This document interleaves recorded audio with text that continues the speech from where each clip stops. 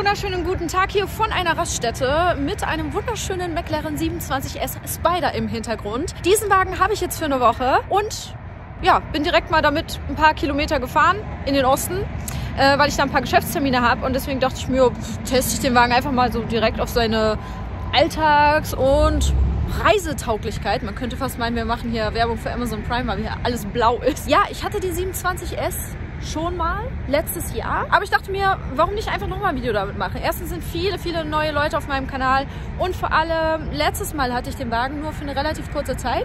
Diesmal habe ich ihn jetzt für eine ganze Woche und ich finde, in einer Woche fallen einem so viele Dinge noch an so einem Auto auf, die man sonst nicht so merkt, wenn man den Wagen vielleicht mal nur so für einen Tag oder so hat. Das Besondere an diesem Wagen ist, der ist einmalig in dieser Farbe weltweit, also vom Werk aus einmalig so lackiert. Die Farbe nennt sich Curaçao Blue.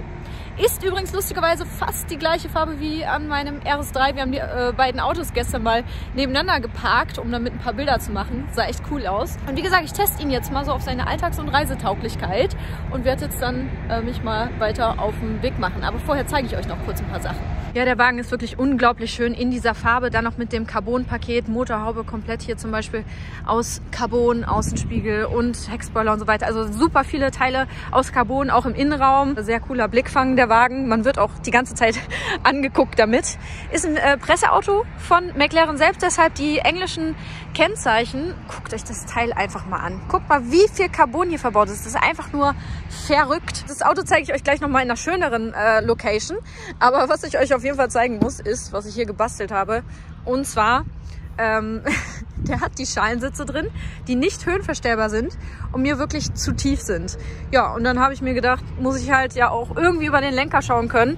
Deswegen habe ich hier mal richtig dick ausgepolstert mit so Schaumstoffmatten noch und noch einer dicken Decke. Ist auch eigentlich ganz bequem. Einstieg ist einfach nur mega breit und sieht einfach mal krass aus, weil wieder alles aus Carbon, Sitze Carbon, überall. Also im ganzen Interieur findet ihr nur Carbon und Alcantara. Ich schwinge mich mal jetzt hier rein. Die Türen zu. Übrigens hat der Soft Close. Die Türen müssen sich nur leicht anlehnen und dann schließt er automatisch. Und dann würde ich sagen, ja, fahren wir mal los direkt. Let's go. Ja, heute ist natürlich extrem der Hardcore-Fall, weil 750 Kilometer an einem Stück mit dem 27S ist schon eine krasse Hausnummer. Die Sitze sind halt in dem Fall komplette Schalensitze, die nicht irgendwie noch in der Rückenlehne verstellbar sind. Das Einzige, was man verstellen kann, ist vor und zurück. In dem Fall zu meinem Leidwesen, ja, würde ich hier ein bisschen zu tief sitzen, wenn ich jetzt nicht die gerade schon gezeigte Unterlage hier hätte. Und jetzt ist so für mich die Sitzposition absolut optimal. Ein bisschen schade finde ich, aber das ist eigentlich kein Kritikpunkt für so ein Auto, weil die Frage ist, wie viele Leute brauchen das in so einem Auto. Für mich jetzt persönlich ein bisschen schade, dass der Wagen kein Apple CarPlay hat. Ansonsten funktioniert soweit alles über Bluetooth. Ich kann mein Handy ganz normal über Bluetooth verbinden, Musik hören, telefonieren. Das Kabel wäre nicht notwendig. Das habe ich in dem Fall jetzt nur dran, weil ich lange fahre und dementsprechend auch den Akku laden will. Ansonsten jetzt so beim Fahren an sich finde ich, für mich wirkt das Auto unglaublich breit, weil die Außenspiegel auch einfach so weit nach außen sind, so entfernt irgendwie von einem sind, dass man denkt, dass das Auto gefühlt irgendwie 3 Meter breit ist. Also ich muss sagen, das ist das allererste Auto, welches ich fahre, wo ich wirklich in einer Baustelle, wenn es eng wird, manchmal überlege, ja, bleibst du mal lieber rechts. Die Rundumsicht ist für mich unglaublich schwierig einzuschätzen. Wenn ich so ein Auto jetzt ein halbes Jahr hätte, dann gewöhnt man sich irgendwann so daran, weil man weiß einfach, das Auto ist so und so breit, da braucht man gar nicht großartig gucken, man weiß es einfach. Also so im Durchschnitt fahre ich jetzt 150 km/h die ganze Zeit und ich finde, das ist auch mit dem Wagen wirklich sehr angenehm. Auch soundtechnisch nicht zu laut, man kann trotzdem noch ordentlich Musik hören, man versteht alles. Auch telefonieren geht noch bis 150 km/h, finde ich sehr gut, dass man alles versteht. Ich fahre den Tacho mal wieder hoch. Der hat mir gerade ernsthaft, als ich in der Baustelle war, angezeigt, Reichweite 730 Kilometer.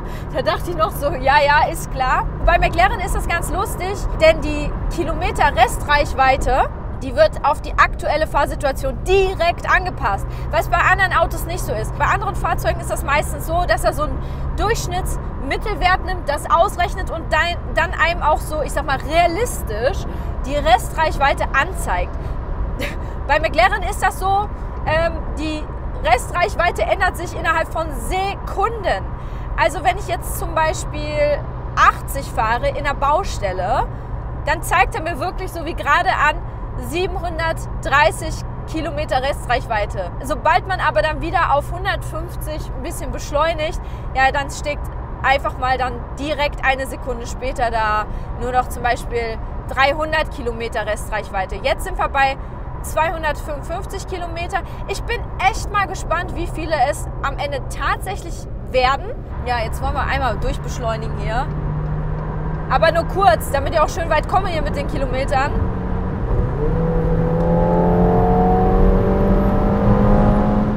Jetzt sind die Reifen auch endlich auf Temperatur. Auch ganz wichtig bei den Reifen, die müssen wirklich auf Temperatur sein. Weil sonst ist so mal eben durchbeschleunigen doch recht gefährlich. Also auch so jetzt bei 200 km/h ist es eigentlich trotzdem noch lautstärkentechnisch in Ordnung, finde ich. Komm, wir machen mal mehr hier. Da geht noch was. Boah, Leute, der ist so krass in der Beschleunigung. Das ist unnormal. 730 Newtonmeter, glaube ich, Drehmoment. Das ist unnormal, ist das. Unnormal. So, jetzt habe ich einmal Gas gegeben. Es sind jetzt gerade mal 1 oder 2 Minuten vergangen, als ich euch von der Restreichweite erzählt habe. Gerade waren wir bei 255 Kilometer Restreichweite. Jetzt einmal Gas gegeben, jetzt sind wir schon bei 145, mal eben 100 Kilometer weniger. Aber das ändert sich gleich wieder, sobald ich wieder langsamer fahre. Sehr cool finde ich beim Bremsen, wie der Heckflügel sich immer hinten aufstellt. Das sehe ich im Rückspiegel immer. Sieht schon ganz cool aus. Die Airbrake. Unnormal. Ja, jetzt wird's laut bei 240 Sachen. 250. Ja, 260. Leute, ich bin eigentlich nicht der Fan von Höchstgeschwindigkeiten und ich möchte zu sowas auch nicht animieren, weil genau das dann passiert, dass einem einfach so ein Mensch vors Auto fährt, weil er nicht einschätzen kann, dass man 250 km/h fährt. Oh, da ist eine Spinne, geh weg. Geh weg, na dann können wir ja jetzt wieder die Kilometer Restreichweite wieder aufbauen. Aber das ist einfach nur krass. So, jetzt sind wir schon bei 95 Kilometer Restreichweite. Auch mal eben wieder 100 Kilometer weniger. So, jetzt war ich langsamer. Also das geht wirklich ratzfatz bei dem Wagen. McLaren ist für mich performance-technisch wirklich auf dem Höchstlevel. Performance-technisch, was das angeht, ist für mich eigentlich nur noch Porsche gleichwertig. Ansonsten kommt für mich kein anderes Auto daran. Es ist einfach für mich ein Rennstreckenauto, was du aber auch trotzdem im Alltag so wie jetzt bewegen kannst. Diese Kombination aus wirklich Performance für die Rennstrecke und trotzdem noch Alltagstauglichkeit finde ich in diesem Wagen wirklich sehr gut. Obwohl, wenn ich jetzt ganz ehrlich bin, würde ich dem Wagen tatsächlich nicht zu viel im Alltag bewegen, weil man wird doch schon echt krass angeguckt die ganze Zeit. So, also ich bin jetzt fast genau 400 Kilometer, 404 sogar gekommen. Hatte jetzt noch eine Restreichweite von irgendwie 40 Kilometern. Also sagen wir mal so, ich wäre so 440 Kilometer gekommen. Mit einem, was bin ich gefahren? Durchschnittliche Geschwindigkeit 117 km/h. Also ich bin wirklich die ganze Zeit gechillt. Tempomat höchstens 150 gefahren. Ist halt ein Sportwagen, ne? Bei dem ist der Tankdeckel übrigens auf der linken Seite. Da musste ich mich auch erstmal dran gewöhnen. Erstmal beim ersten Mal direkt die falsche Seite angefahren. Ja, tanken wir mal voll. So, ich bin mittlerweile an meinem Ziel angekommen und habe mir hier eine wunderschöne Stelle direkt am Wasser rausgesucht, wo ich euch jetzt den Wagen nochmal genauer zeigen kann. Das Monocage des Fahrzeugs ist serienmäßig aus Carbon. Allerdings kommen wir jetzt hier zu den Aufpreisgeschichten. Und zwar alle Dinge, die man jetzt hier so optisch sieht aus Carbon, sind nochmal zusätzlich. Einfach nur mal als Beispiel, die Motorhaube hier, die kostet allein schon über 7.000 € in Carbon. Dann gibt es ein Carbon Package 1 und Package 2. Das sind dann so Sachen wie zum Beispiel hier diese Geschichten. Das hier, ja, vieles noch. Außenspiegel, Heckspoiler. Diese ganzen Geschichten, da zahlt man mal eben so mit dem allen, was man halt hier so sieht, zwischen 20.000 und 30.000 € Aufpreis. Und das ist nur das Carbon-Exterieur-Paket. Sieht aber geil aus, wenn ich ehrlich bin. Kofferraum hat für einen Sportwagen auch einiges an Platz zu bieten. Also da gibt es wirklich kleinere Kofferräume bei anderen Sportwagen. Hier habe ich auf jeden Fall alles reinbekommen, was ich brauchte. Das Besondere an dem Wagen, und das merkt man auch wirklich beim Fahren, ist die gesamte Aerodynamik. Also wenn man hier mal diese ganzen Luftein- und Auslässe sieht, auch allein hier an den Türen, da kann man sich schon vorstellen, wie viel Downforce der Wagen hat. Hier fliegt dann allerdings immer relativ viel Dreck durch, von den Rädern natürlich. Wenn wir weiter nach hinten schauen, auch hier sieht man wieder überall diese ganzen Lufteinlässe. Also es ist wirklich super aerodynamisch, das Fahrzeug. Wer noch nie in einen McLaren eingestiegen ist, der wird jetzt erstmal wahrscheinlich vergeblich nach dem Türöffner oder nach dem Türgriff suchen. Dieser versteckt sich hier hinter. Und zwar hier ist so ein kleines Touchfeld. Nein, nicht Touchfeld, da muss man schon reindrücken. So, und dann kann man die Tür öffnen. Carbon über Carbon, auch hier im Innenraum. Also hier sieht man wirklich, wie viel hochwertige Materialien allein im Innenraum verbaut sind. Hier sieht man nur Alcantara und Carbon. Schön finde ich auch die unterschiedlichen Carbonarten. Hier haben wir vom Monocage einmal dieses Forged Carbon, dann hier einmal dieses Hochglanz lackierte Carbon, welches sich übrigens nur im unteren Teil des Fahrzeugs befindet, weil sämtliches Carbon, welches sich im Sichtfeld befindet, so wie hier am Lenkrad oder hier, ist in matt. Warum ist das so? Alles, was im Sichtfeld hochglänzend lackiert wäre, würde extrem blenden, wenn die Sonne drauf scheint. Weshalb man dann das glänzende Carbon nur im unteren Teil des Fahrzeugs belässt oder zum Beispiel hier hinten. Und auch die bestehen natürlich aus Carbon. Ja, hier muss man aufpassen, wenn man mal den Schlüssel oder das Handy auf den Sitz schmeißt. Ist mir jetzt schon ein paar Mal hier durchgefallen und dann habe ich es wie die Verrückte gesucht hier im Auto. Und jetzt zeige ich euch ein paar sehr, sehr geile Features hier im Innenraum. Dafür machen wir jetzt erstmal die Zündung an.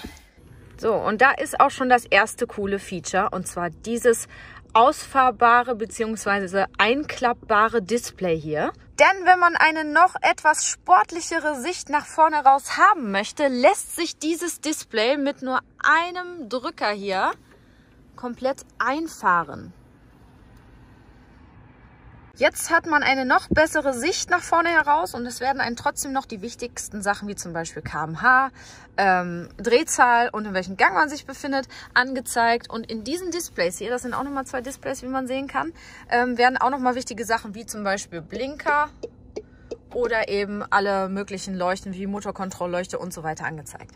Übrigens, die Shift Pedals hier, die kosten auch mal eben 2.500 € Aufpreis. Ganz schön finde ich das Lenkrad, welches noch ohne viel Schnickschnack auskommt. Keine Knöpfe oder irgendwas, einfach nur wieder Carbon, Alcantara und einfach nur ein richtig schön griffiges Lenkrad. Gerade auch hier ist so eine Einmündung, wo man hier so richtig schön noch reingreifen kann mit den Händen. Bei McLaren gibt es keinen sogenannten Wählhebel, sondern Wählknöpfe, wo man halt eben zum Beispiel Vorwärts- und Rückwärtsgang und Neutral einlegt. Der hat auch ein Liftsystem, welches sich hier versteckt. Da musste ich erstmal suchen, und zwar auf diesem kleinen Knöpfchen hier. Da drückt man dann einmal drauf und dann fährt normalerweise dann, wenn das Fahrzeug an ist, das Liftsystem rauf. Und da lässt sich auch gleichzeitig der Tempomat einstellen. Jetzt das Display mal wieder ausfahre.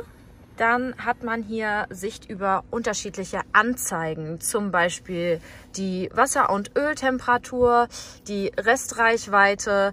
Dann kann man sich hier noch mit diesem Hebel hier unterschiedliche Sachen einstellen, die man sehen möchte. Zum Beispiel die Musik, die man gerade hört oder welches Telefon verbunden ist. Fahrzeuginformationen, können wir mal gucken, was er einen da jetzt anzeigt. Hier könnte ich mir jetzt die Reifen anzeigen lassen. Dann habe ich halt hier auch nochmal ein Touch-Display, worüber halt alles Mögliche funktioniert. Ich finde das übrigens sehr gut und einfach gestaltet, weil man muss nicht irgendwie in diverse Menü-Unterpunkte kommen, um zum Beispiel die Klimaanlage einzustellen. Das ist immer hier unten. Da drückt man dann drauf, stellt sich hier die Temperatur ein und das verschwindet dann automatisch auch wieder, ohne dass man jetzt extra nochmal hier auf dieses Kreuz drücken muss. Und das finde ich ganz gut. Da sieht man's. Denn je weniger man hier irgendwie was drücken muss, umso weniger ist man natürlich auch abgelenkt vom Fahren. Also wenn es von selbst wieder verschwindet und man wieder an seinem normalen Menüpunkt ist, wo man vorher war, ist super. Diese Knöpfe hier sind auch noch ganz spannend und damit zum Beispiel stellt man die Sportlichkeit des Fahrzeugs ein. das aktiviert man überhaupt erstmal über den Button Active. Wenn Active aktiviert ist, dann sind auch erst diese ganzen anderen Einstellungen aktiviert. Das ist das Getriebe und das ist das ESP. Es gibt immer die Stufen Komfort, Sport und Track. Das ESP gibt es in diesen 3 Stufen und das Getriebe. Das Getriebe gibt es dann zusätzlich nochmal mit diesem Knopf manuell. Auch, dass man dann eben manuell hier schalten muss mit den Pedals.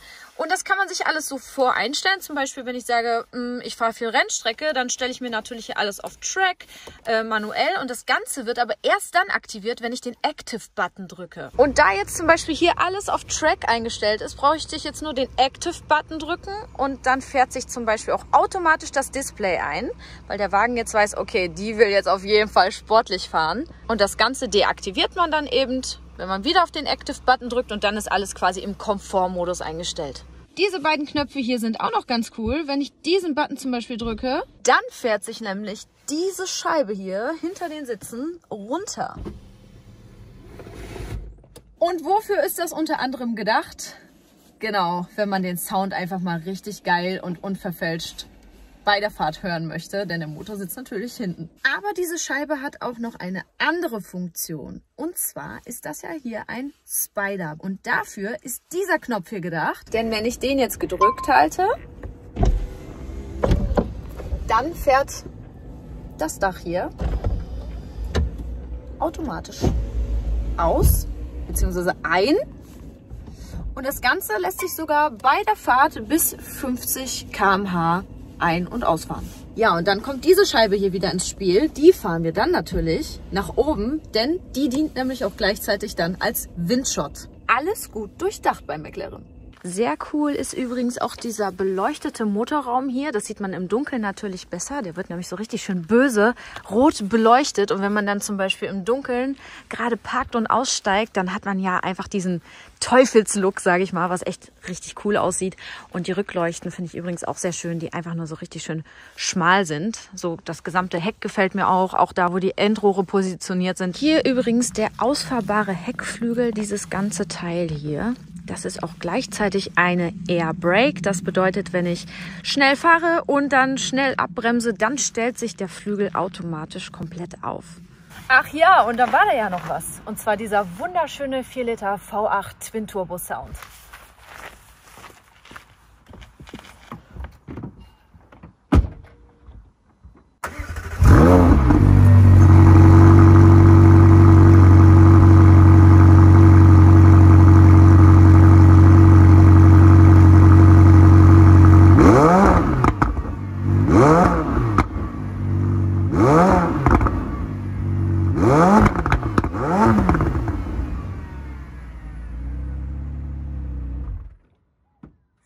Damit er so schön klingt, sollte man den übrigens vorher auf Sport oder Track einstellen.